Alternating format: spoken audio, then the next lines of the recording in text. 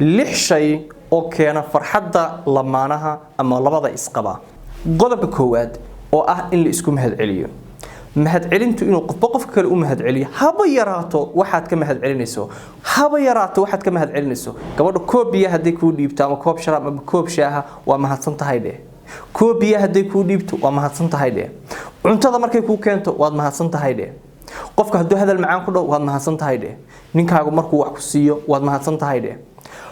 luqada doonto ku dheh English ku dheh hada doonto thank you dheh Carabi hada isticmaal shukran dheh hada doonto Swahili ku dhaho asxanti saana laakiin ereyga ugu wanaagsan waxa weeyaan waad mahadsan tahay mahadsanid adoo waliba ku daraya smile yar ama maxaa la yiraahdaa ilka caday ama qosol yar qofku waad qurux badan tahay haduu ku dhaho waad mahadsan tahay haduu ku dhaho maxaan ku radaa qofka maanta waa labisan tahay waad mahadsan tahay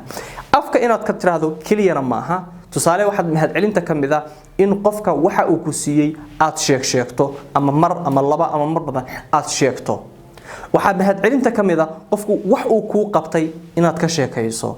noocay doonto ha noqoto ereygaasi waxyaabaha faa'iidada uu keeno waxa kamida in labada qof ay isku mahadceliyaan qofkani markaad abaal u gasho ama aad wax tarto ama aad wax siiso ee uu ku mahadceliyo waxaad jeclaanaysaa inaad u badiso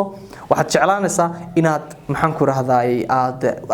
just naftaadu waxay ku tusaysaa ama jeclaanaysaa inaad wanaag fara badan qofka u sameeyso waayo uu ka mahadcelinaya ereygaas inta badan luqadeena kuma jiro qoomiyaha kale inaga fiican laakiin aad carabkaaga barto markasta ilmahaaga aad u mahadceliso remote-ka ilmaha haduu ku soo qabto aad u mahadceliso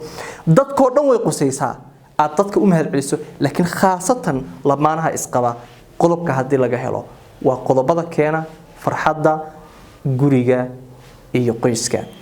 halkani waa Dirir Media asxaabta qiimaha badan ha iga ilaawin inaad follow iyo love ta iyo subscribe taba aad dhangadeysaan